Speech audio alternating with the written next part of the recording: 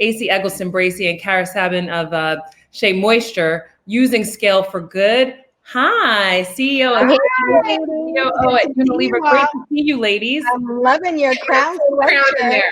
I love it. Matthew inspired by Matthew. I saw. I had on my t-shirt and a nice little robe top, and I was like, "Oh, sweatshirt. Let me go grab that. Ladies, thank you so much for joining us. But even more, just for your vision, your incredible vision, AC. I think to leverage and use a platform like Dove and Unilever in order to really advance systemic change. And that's what's happening right now. And Cara, grateful to see you, obviously, in your work that you do at Shea Moisture. We know that there's a 2.0 of, the Crown Act and what's coming. Can we talk a little bit about, on National Crown Day, what's coming next for the Crown Coalition? Sure. So first, every chance I get, I just say Happy Crown Day.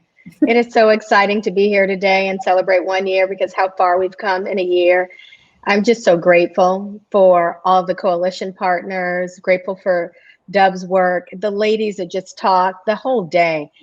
I'm just so reminded of the fact that it takes a village and what we can do when we put our minds to it and we work together. So first, I'd say I'm so grateful for that.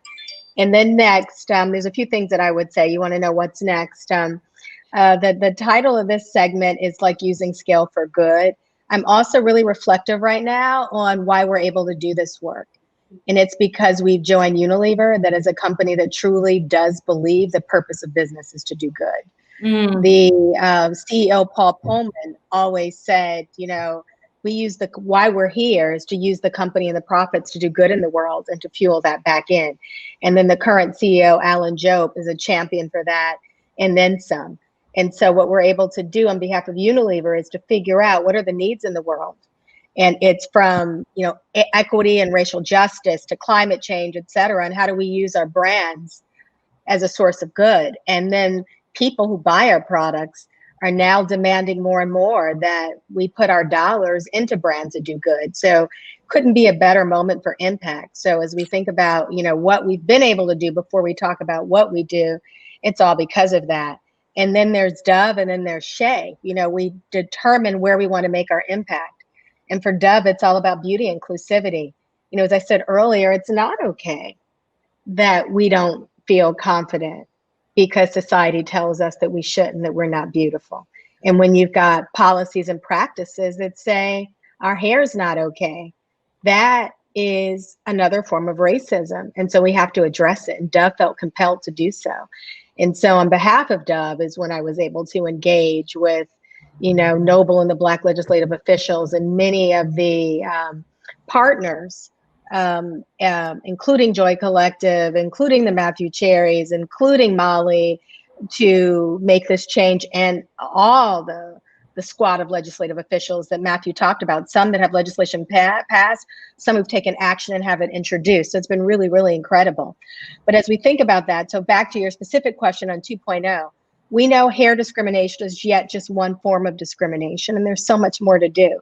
So we're committed to getting the Crown Act passed in the 50 states, and something that hasn't come through. Certainly federal legislation is paramount, but the states, having each state legislation is also important, because you need both of those. Because when you get federal legislation, you only get businesses that have so many employees that are covered. I believe the number is 15. When you get state legislation, you can have the smaller businesses also covered. So the work at the state level is critical, along with the work on the federal level. So we're going to continue that. That's a piece that's next. The next is expanding beyond just hair discrimination. Hair discrimination is one platform. You've seen Dove is now investing in something called the Crown Fund. That's a $5 million pledge over 5 years to support the Crown Coalition organizations and agencies. That's very important. You just heard Molly from Earth Girl, and her camp. So there's a lot that we can do across all the organizations to go deeper into their platforms. Hair is a piece of it, but it's not all of that. Absolutely. And then what we'll talk about later with Mark is in Crown Coalition 2.0 is expanding that to 4 pillars for social justice, with discrimination just being one. The other is reimagining public safety. The other is about voter suppression. what am I missing? The other is economic empowerment, which is perfect segue to Cara, because as we expand 2.0, Dove plays a role to continue the work that Dove has been doing, but it's other brands in the company as well, driving the impact and really empowering even further what they do, like Shea and the phenomenal work that Shea does in economic empowerment and investing in women of color entrepreneurs and disproportionately Black women entrepreneurs. Thank you, Esi, and thank you for also segueing to Cara. Cara, welcome. This is my first time seeing you today. I had the pleasure of seeing Esi earlier, which is why I jumped right in, because I've just been so over the moon for the entire day as we celebrate National Crown Day.